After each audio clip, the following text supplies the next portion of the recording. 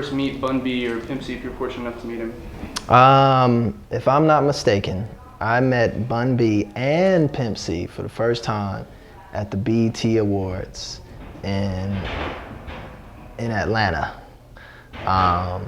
And I actually was sitting next to, because they had them sitting together as UGK. So I was sitting next to Pimp and Bun was like sitting next to him.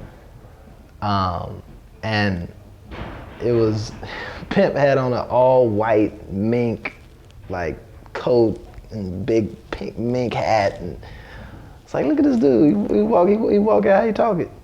But yeah, that was my first time meeting him. And then went down to Texas and Bun picked me up. And that's the first time I actually got to know Bun. He came pick me up, him and the Miss Lady, and Mrs. Bun.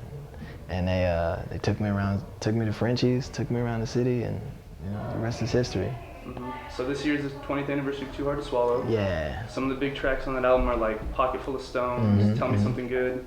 What is it? I mean, I don't know if you have more of a lenience towards Pocket Full of Stones or Tell Me Something Good. I definitely got, my lean is definitely Pocket Full of Stones. And because when it first dropped, you know, I was a young boy, so young boy, like I'm from Philly or something. But I was a young dude, and so to me it was just kind of whatever the hood was playing is what we were bopping to.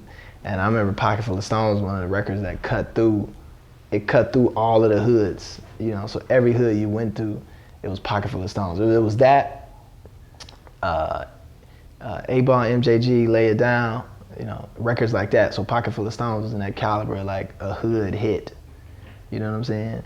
That everybody was playing, so I was aware of it then. So my lean is that, simply because that's what the hood was rocking with. Yeah. And what can you say about like the impact that Pimp C's production style had on hip hop?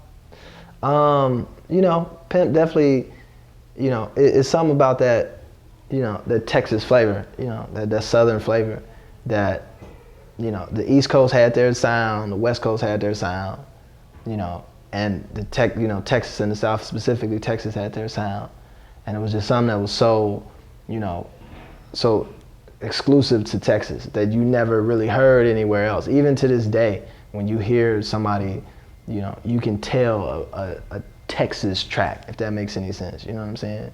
It's a different mood, a different feel to it, you know? So they definitely injected a new, you know, a new language, you know, in production, you know, for hip hop, for that sake.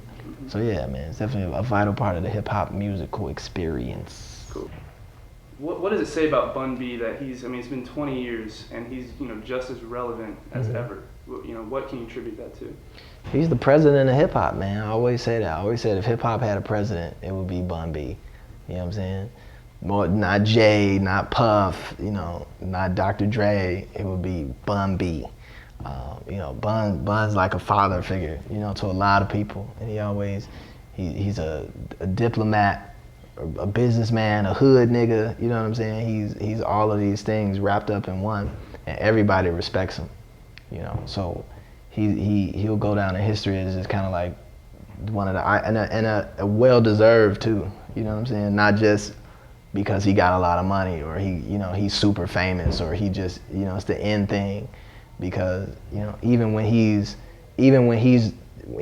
not on the scene, you know, musically, you know, he's still respected in the streets just as heavy as he's just respected in the criterion of hip hop. Like I said, when I first went to Texas, he came and picked me up, you know, and took me around, just me. I'm like, nigga, it's just me, you know.